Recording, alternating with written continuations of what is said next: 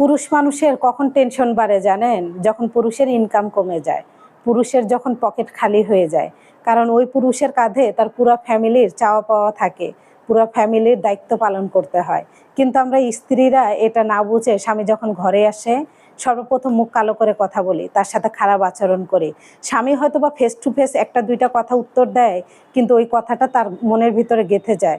একটা সময় দেখতে দেখতে পুরুষটা ডিপ্রেশনে চলে যায়। কারণ একজন পুরুষ সকাল হলেই বাহিরে কাজ করতে যায়, আমরা নারীরা অধিকাংশ নারী বাসায় অবস্থান করে, সন্তান বাচ্চা কাচ্চা নিয়ে থাকে। কিন্তু পুরুষ ওই কাজের মধ্যেই ওই কথাটা বারবার মাথায় এসে ধাক্কা দেয় যে আমি এত কিছু করার পরও আমার ফ্যামিলির মন পাইনি, কিছুই করতে পারিনি। একটা সময় দেখবেন ওই পুরুষটা আস্তে আস্তে ডিপ্রেশনে চলে যায়।